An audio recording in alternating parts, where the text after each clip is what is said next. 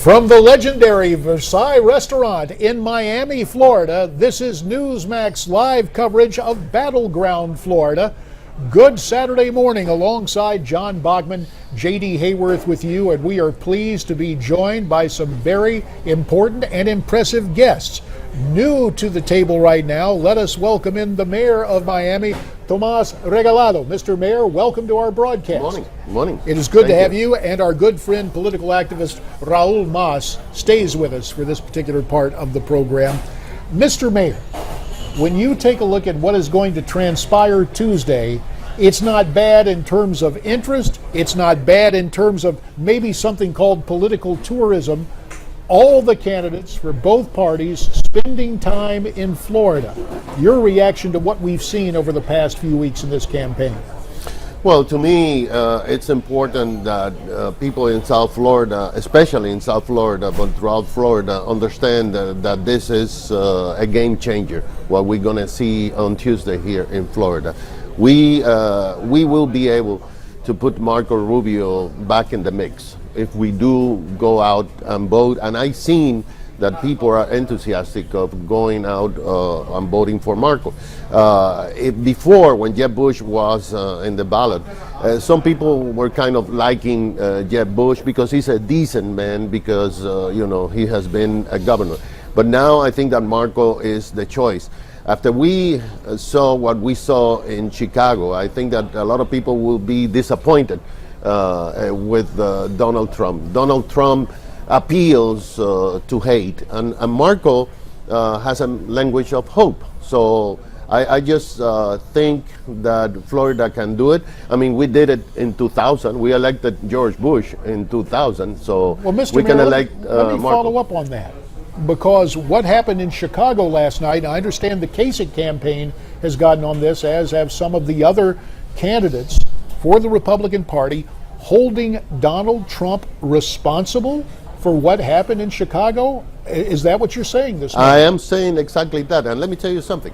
I have been in public office for 20 years. 14 years as a commissioner, 6 years as the mayor of the city of Miami.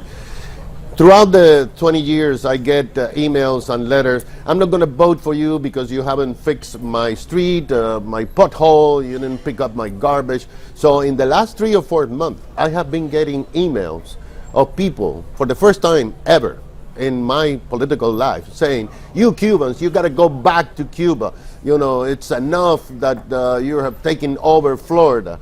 You should go back. This hate has been generated by Donald Trump. There is no question about it. I mean, you were talking before about his policy and trade and this, but I think the conversation should be about the social fiber of the United States. We have a balance, especially here in Miami. We have a very fragile balance. Hispanics and African American and Haitians and Latin American people. And we have been able to live together. So now this guy comes in, he has empowered a lot of people saying, well, if you don't look like us, you got to go back.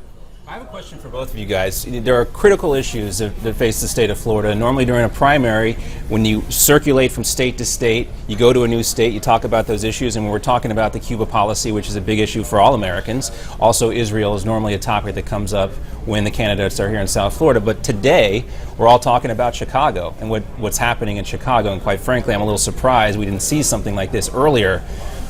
We've highlighted the things that Donald Trump has said at his rallies: punch this guy in the face, get this guy out of here, throw him out in the cold without a jacket.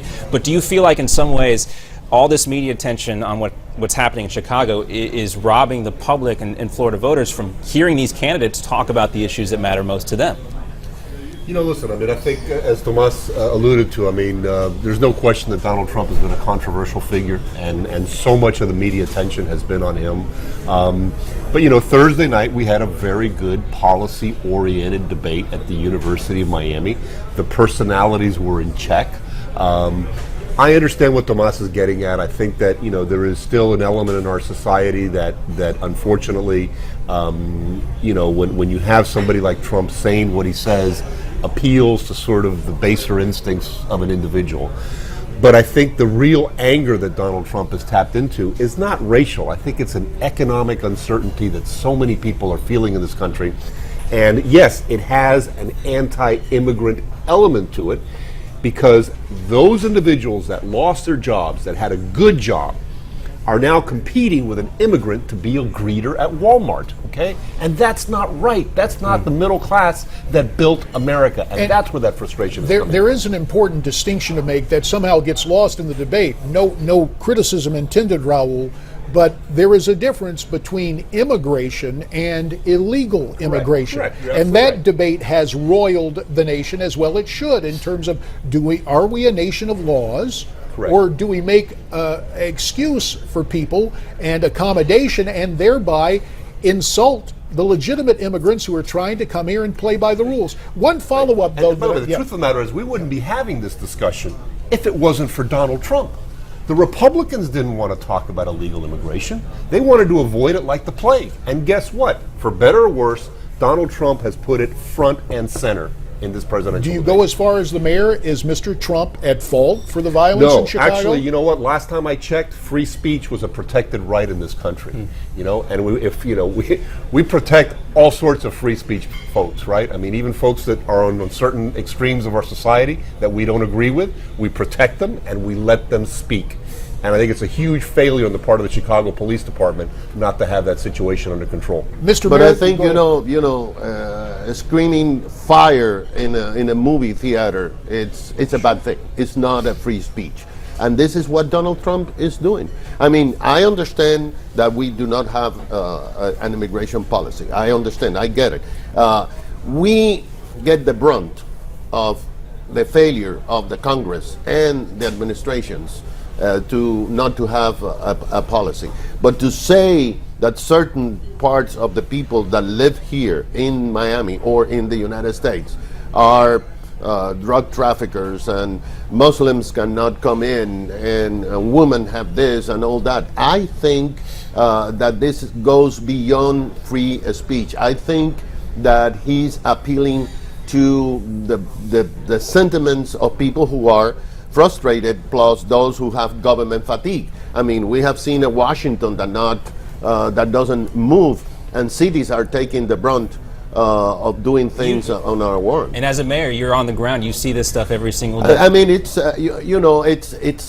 it's really shameful that we have to go to Washington and beg for community development block grants to help the elderly. And Washington doesn't move. It's shameful that we go to Washington asking for transportation money and we don't get it. And we are a donor city and we are a donor country. Right. So the things that Washington don't resolve are the things that are hurting us. But my issue is that we have here a balance for more than 30 years of living together, the different communities. I mean, in Miami we had riots. The last one was about the Elian riot, where Cubans were beat up by our police, and so now we have this balance. We have this living together thing. We understand African Americans don't attack Cubans, and Cubans don't attack Haitians. So now we have a conversation in the U.S. that, if we have to find if you're illegal. You know, in Tallahassee, there was a bill, it didn't pass, of course, that would have forced our police to be immigration police. Well, as one who represented the state of Arizona, as one who is known as an immigration hawk, it's a sad statement of affairs when state officials have to step in to actually ask the federal government to enforce the law.